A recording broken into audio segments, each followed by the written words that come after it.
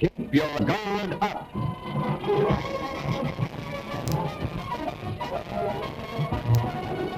With pride in its past, the California Air National Guard works defending the security of America.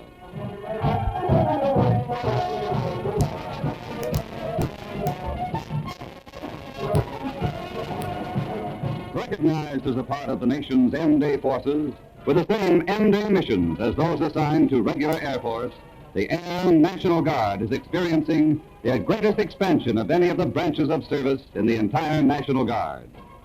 Today, Air Guardsmen are in its ranks flying and maintaining the aircraft that make it America's foremost aerial defensive arm. The 144th Fighter Wing of the California Air National Guard, with its excellently trained ground and flying personnel, is typical of the Air Guard, ready to go into action on a moment's notice in defense of the Western Rampart. Your guard in the sky.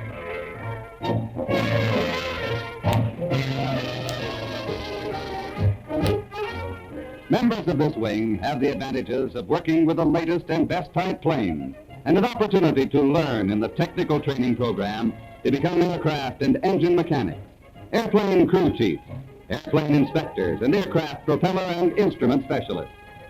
Qualified National Guard airmen are also being selected for pilot training at regular Air Force flying schools.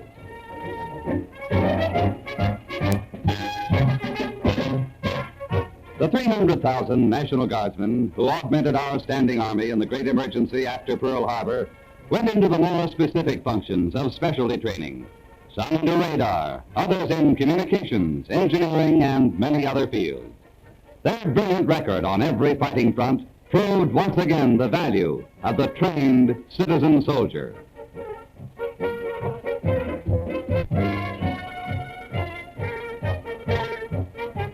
And of course, while on maneuvers, home front A2 intelligence is of prime importance. Oops, careful of spies.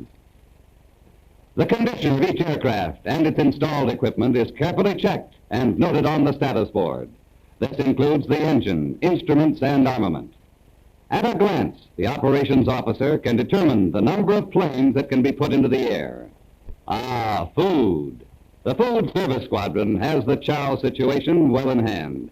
Cooks and bakers, who in civilian life are famous chefs, come to the annual maneuvers. The usual mess becomes excellent cuisine. The saying that there's no cooking like mother's creates a doubt when we see some of father's cooking.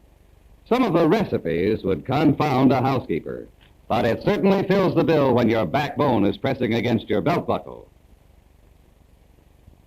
Of course, after every meal, there's always KP. This is made easy and simple by placing the huge cans of boiling water with additional sterilizing chemicals outside the mess room. But even in this scientific age, among the technicians and flying personnel, there's still the standing in line to clean the mess gear. In the briefing room, all of the pilots are apprised of the general situation. They receive information on the mission to be flown, including the type of mission, time of takeoff and rendezvous with friendly air units, routes to be flown, enemy capabilities and probable enemy opposition, and weather forecasts. Most of these pilots are combat veterans who are thoroughly familiar with briefing procedures. The others are being indoctrinated and are gaining the valuable knowledge of the experienced veteran. Here, the briefing officer is discussing the general Korean situation and the effectiveness of tactics and techniques employed by our air forces. In the instrument trailer, right at the field of operation, instruments are tested for their accuracy. The work done here is comparable to that done in the shops that manufacture the most expensive watches and other precision indicators. Technicians learn from the master hands to build, rebuild, and test the instruments vitally necessary for the accurate operation of both the ground and airborne equipment. In the maintenance and repair trailer are instruments set for accuracy by the U.S. Bureau of Standards, and with which all operating instruments are tested for precision. A calibration check is used for correction of all types of pressure gauges used in the plane. Weights representing a definite number of pounds are used on the machines to bring the pressure up, simulating that of real operation of gauges in the plane. They are checked and repaired until they are perfect in reading with the standard gauge. Weather is important to the men who fly. cloud conditions, height of clouds, and other information. Such information includes the visibility, height of ceiling, amount and types of clouds, hazards to flying, that is, icing, smoke, dust, or sandstorms, wind and its intensity, and alternate airports.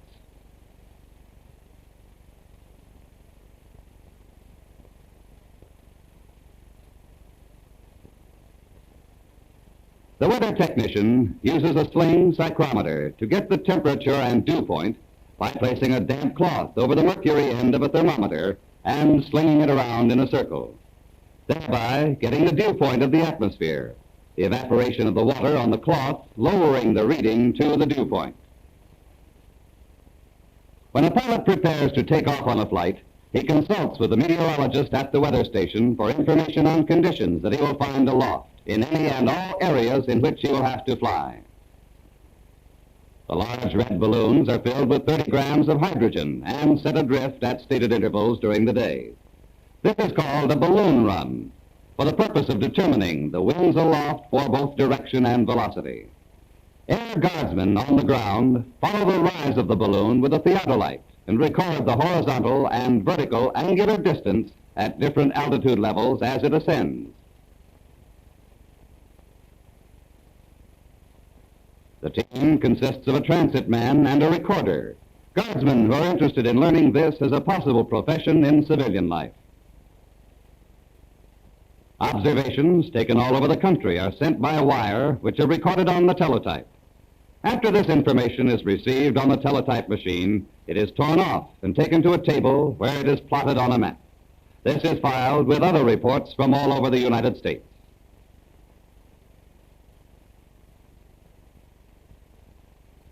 With this information, the pilots are prepared for conditions which they will find aloft. The planes have been checked for mechanical perfection, the problem outlined in which they will participate, and it only remains for the planes to be armed, which is the last thing done before the takeoff on practice gunnery flights. During combat operations, guns are loaded hot at all times.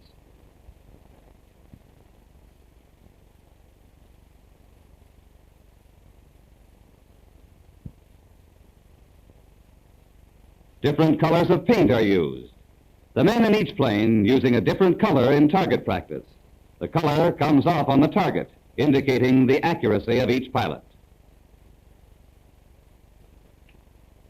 After their basic training comes the more specific functions of specialty training. The broad field of armament includes the loading of belts for the plane's 50 caliber machine guns and the placing of tracer bullets for sighting the target. Up at the end of the runway, just before the plane takes off, the armorers place the belts of shells in the wing guns and complete final inspections to ensure that the guns will fire continuously. When everything is ready for him, the pilot climbs into his plane, checks the instruments, and waits for the signal to take off for a rendezvous with a tow target plane in the skies. The panel target is very carefully checked, as any holes in it would cause it to dip and create an irregularity in the air, and its use as a target would be ruined. Unless the cable is properly adjusted, the target might buckle under the strain of the takeoff. Every care is taken in the adjustment before the takeoff.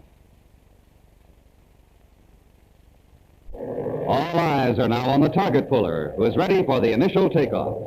This is indeed a brave man, considering the fact that a few of these pilots, who are formerly transport, bomber, or instructor pilots, are shooting at their first moving target in the air.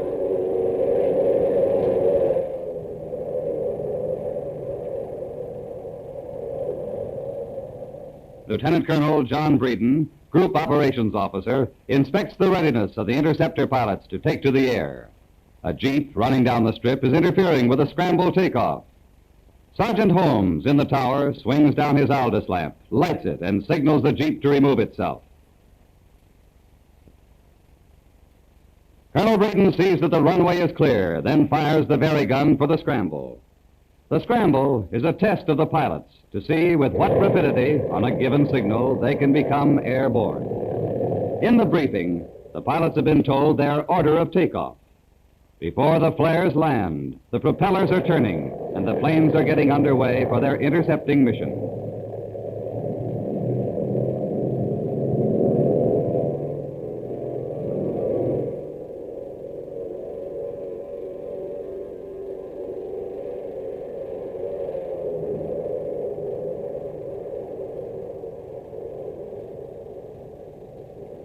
operations officer checks his watch for the elapsed time of takeoff.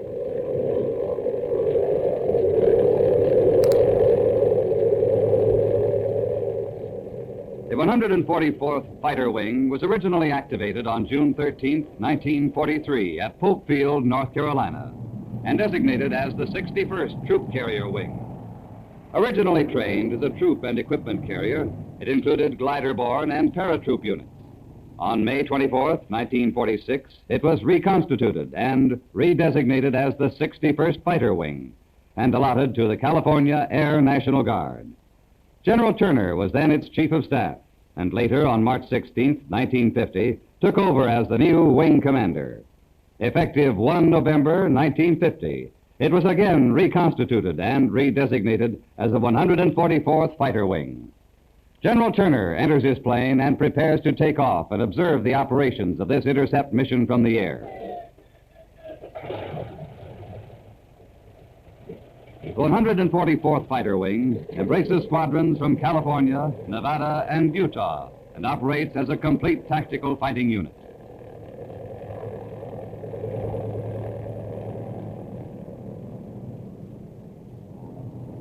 This is the new Air National Guard, a well-coordinated air arm integrated into the air defense establishment of the United States, and sufficiently organized in each state to carry out its mission of protecting life and property in time of disaster and other emergencies.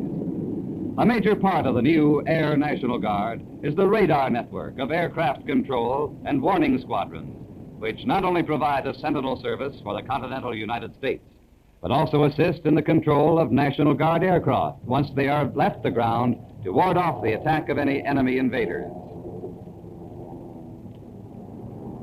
The target, simulating an enemy bomber, is intercepted as it attempts to reach into the vulnerable territory of the supply and manufacturing districts of a large city. As the intercepting planes peel off to make a run on the invader, they also go through a simulated dogfight with any protecting planes accompanying the invader.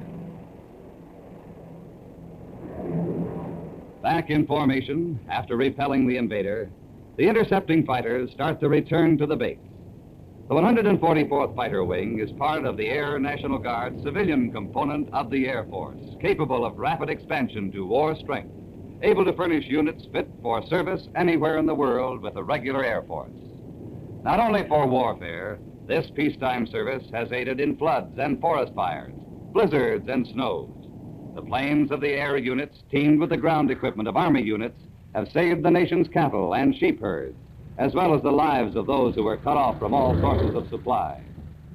Governor Bracken Lee of Utah attends the review of the fighting might of the 144th Fighter Wing, displayed for the Governor's Day ceremony, with General John F. Turner, Major General John E. Upston, General L.W. Sweetser, Brigadier General Wallace West, Major General C.D. O'Sullivan, the Adjutant General of California. Governor Worrell Warren, Chief Executive of the state and Commander-in-Chief of the California National Guard, heads the large group of distinguished guests which reviews the wing's powerful formation. The 561st Air National Guard Band, under the able direction of Warrant Officer Don Sherry, helps to publicize the 144th Fighter Wing by taking part in these important ceremonies. State boundaries are only lines on a map to this Air National Guard Band, which led the 4th of July parade in Reno and was on hand at the presentation of the Liberty Bell by the State Department to the state of Nevada, and was the official band of the California State Fair of 1950 at Sacramento.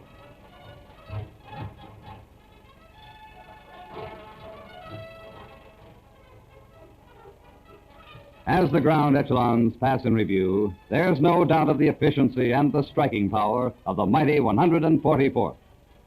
Squadrons in the line of march as the planes roar overhead are the units of California, Nevada, and Utah. Also included in the line of march are the headquarters and headquarters squadron, 144th Fighter Wing. 111th Communications Squadron. 611th Signal Light Construction Company. Headquarters Detachment, 244th Air Service Group. 194th Fighter Squadron and authorized units. 144th Fighter Group.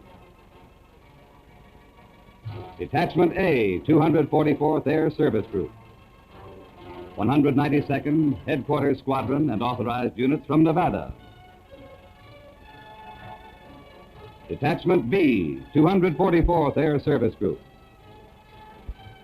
191st Fighter Squadron and authorized units from Utah. Detachment C, 244th Air Service Group.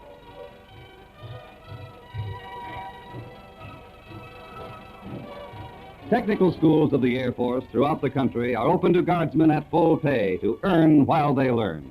Members can study a wide variety of subjects, ranging from electronics and guided missiles to airplanes and radar, which not only makes them proficient in their military specialty, but also increases their civilian earning power. Synthetic trainer operators, radio mechanics, supply and administrative clerks, mess, supply and information center personnel, and weather observers and forecasters.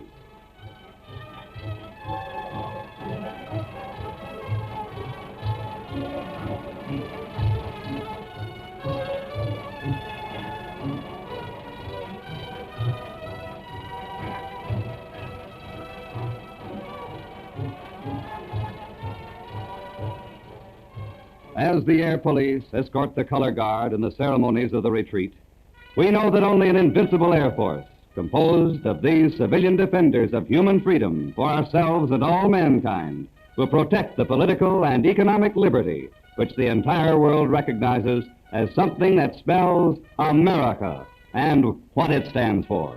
Keep your guard up.